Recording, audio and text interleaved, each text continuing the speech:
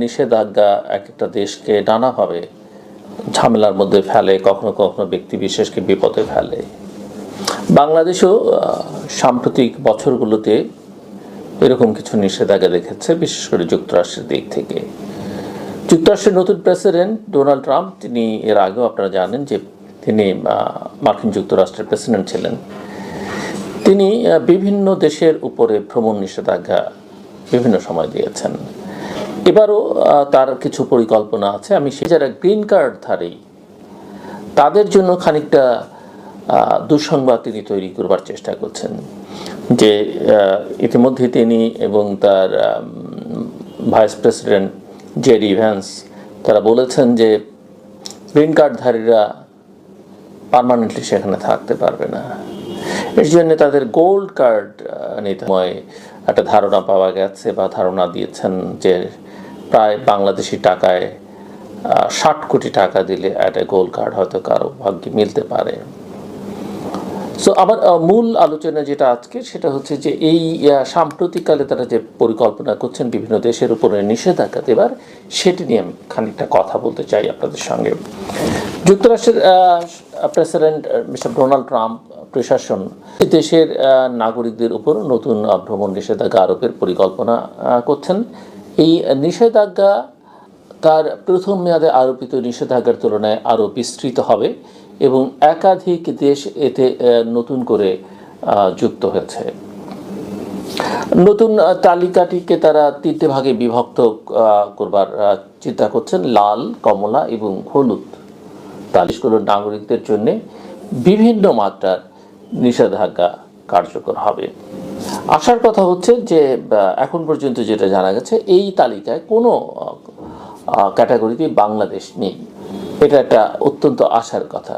So চলুন আমরা একটু দেখি নিষেধাজ্ঞার শ্রেণীবিন্যাসটা কি। লাল তালিকা, সেটা হচ্ছে সম্পূর্ণ নিষেধাজ্ঞা। এই লাল তালিকাভুক্ত দেশের নাগরিক, এই তালিকাভুক্ত 11টি দেশের নাগরিকদের উপর সব ধরনের ভ্রমণ নিষিদ্ধ করা হয়েছে। অর্থাৎ এসব দেশের নাগরিকরা কোনোভাবেই যুক্তরাষ্ট্রে প্রবেশ করতে পারবেন না।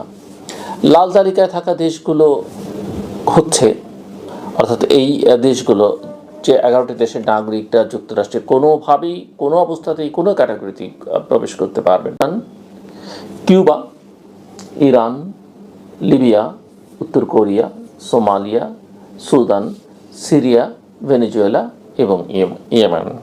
কমলা তালিকা, সেটা হচ্ছে একটা কঠোর বিধিনিষেধ। এই তালিকায় থাকা 10টি দেশের নাগরিকদের জন্য ভিসা পেতে, অর্থাৎ যুক্তরাষ্ট্রের ভিসা পেতে কঠিন শর্ত আরোপ করা হবে। ধনী ব্যবসায়ীদের জন্য কিছু ব্যতিক্রম থাকতে পারে, যেটা আমি একটু আগেই বলছিলাম যে বাংলাদেশি টাকায় 60 কোটি টাকা দিয়ে কেউ হয়তো পারেন, যেটা তার প্ল্যান করছে। তবে সাধারণ পর্যটন এবং অভিবাসী ভিসার ক্ষেত্রে কড়াকড়ি থাকবে। কমলা রঙের ক্যাটাগরি ভুক্ত দেশগুলোর জন্য ভিসা আবেদনকারীদের সরাসরি সাক্ষাৎকারের মুখোমুখি হতে হবে। এই তালিকায় থাকা, অর্থাৎ কমলা রঙের তালিকায় থাকা দেশগুলো হচ্ছে Belarus, Eritrea, Haiti, Laos, Myanmar, Pakistan, Russia, Sierra, দক্ষিণ সুদান এবং তুর্কমেনিস্তান। এবার আসুন আমরা একটু হলুদ তালিকার দিকে তাকাই। হলুদ তালিকাটা হচ্ছে পর্যবেক্ষণের আওতায় থাকা দেশগুলো।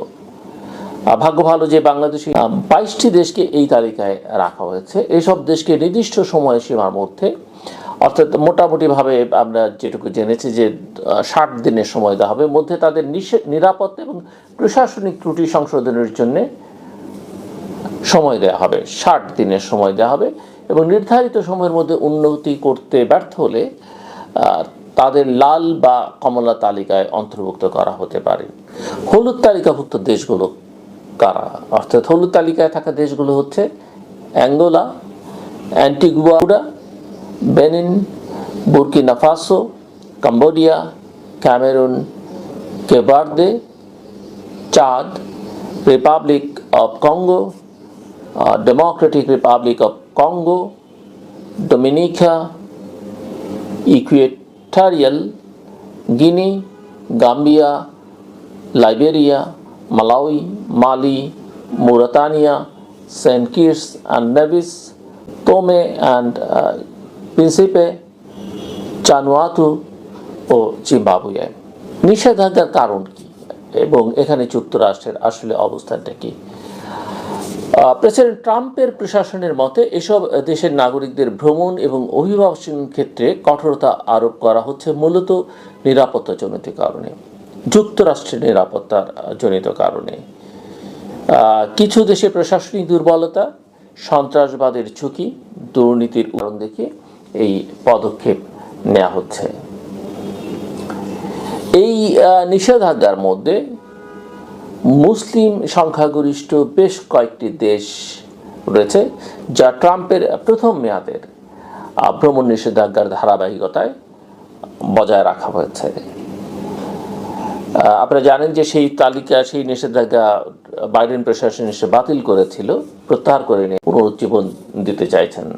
তবে আগের তুলনায়, ট্রাম্পের আগের মেয়াদের তুলনায় তালিকা এবার আরও বিস্তৃত হয়েছে, যেখানে লাতিন আমেরিকা, আফ্রিকা এবং এশিয়ার বিভিন্ন দেশ নতুন করে যুক্ত হয়েছে।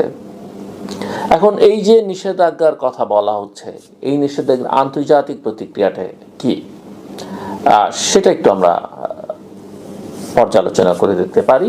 এই নিষেধাজ্ঞা বিশ্বজুড়ে মিশ্র প্রতিক্রিয়ার সৃষ্টি করেছে। বিভিন্ন বিশ্লেষকরা বলছেন যে ট্রাম্প প্রশাসনের নতুন নীতিটি বৈষম্যমূলক এবং আন্তর্জাতিক কূটনৈতিক সম্পর্কের উপর নেতিবাচক প্রভাব ফেলতে পারে। যদিও মিস্টার ট্রাম্প এই সম্পর্কের ধার কতটা ধারেন সেটা একটা অত্যন্ত বিবেচ্য বিষয়।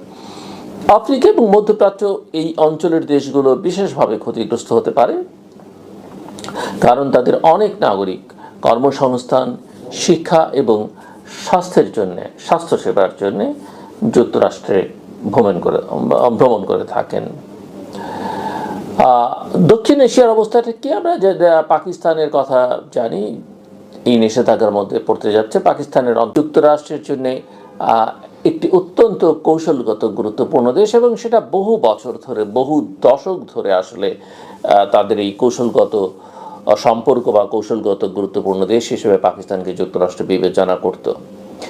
লাতিন আমেরিকার দিকে যদি আমরা তাকাই, তাহলে ভেনেজুয়েলাকে নিষেধাজ্ঞার আওতায় আনার ফলে যুক্তরাষ্ট্রের কূটনৈতিক সম্পর্কের অবনতি ঘটতে পারে।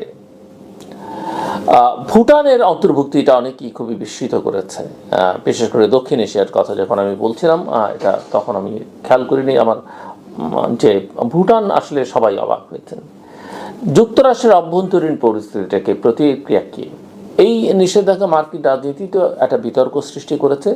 2021 সালে প্রেসিডেন্ট জো বাইডেন দায়িত্ব নেওয়ার পর ট্রাম্পের আরোপিত ভ্রমণ নিষেধাজ্ঞাগুলো প্রত্যাহার করেছিলেন, আমি একটু আগে আপনাদেরকে বলছিলাম। তবে ট্রাম্প পুনরায় নির্বাচিত হওয়ায় কার্যকর হতে যাচ্ছে। এখন এই পরিস্থিতি, এই যে 43টি দেশের উপরে এই নিষেধাজ্ঞা এবং এতে সম্পর্কের একটা টানাপোড়েন তৈরি হচ্ছে, ভবিষ্যৎ আসলে কি বা ভবিষ্যৎ পরিণতি কি? যদি এই নিষেধাজ্ঞা চূড়ান্তভাবে কার্যকর হয়, তবে এটি বিশ্বব্যাপী অভিবাসন প্রবাহ এবং আন্তর্জাতিক নিষেধাজ্ঞার আওতাভুক্ত দেশগুলো যুক্তরাষ্ট্রের সঙ্গে তাদের সম্পর্ক পুনর্মূল্যায়ন করতে পারে এবং বিকল্প কৌশল গ্রহণ করতে পারে। একই সঙ্গে এই নিষেধাজ্ঞা ট্রাম্প প্রশাসনে ভবিষ্যৎ অভিবাসন নীতির ইঙ্গিত হিসেবে দেখা যেতে পারে। সব মিলিয়ে এটা দেখা যাচ্ছে ট্রাম্প প্রশাসনের নতুন ভ্রমণ নিষেধাজ্ঞা বৈশ্বিক রাজনীতিতে অত্যন্ত গুরুত্বপূর্ণ প্রভাব ফেলতে পারে। নিষেধাজ্ঞার চূড়ান্ত রূপ এবং প্রয়োগের ক্ষেত্রে আগামী কয়েক সপ্তাহের মধ্যে আরও লিস্টটা কী হচ্ছে, ক্যাটাগরাইজ তারা যেভাবে করতে চেয়েছেন সেটা কী হচ্ছে, এবং বিশ্ব প্রতিক্রিয়াকে তারা কীভাবে বিবেচনায় নিচ্ছে, এবং অভ্যন্তরীণভাবে যুক্তরাষ্ট্রের ভেতরকার যে প্রতিক্রিয়া সেটাকে ওই প্রশাসন, ট্রাম্প প্রশাসন কীভাবে নিচ্ছে, দেখবার অপেক্ষা থাকলাম আমরা।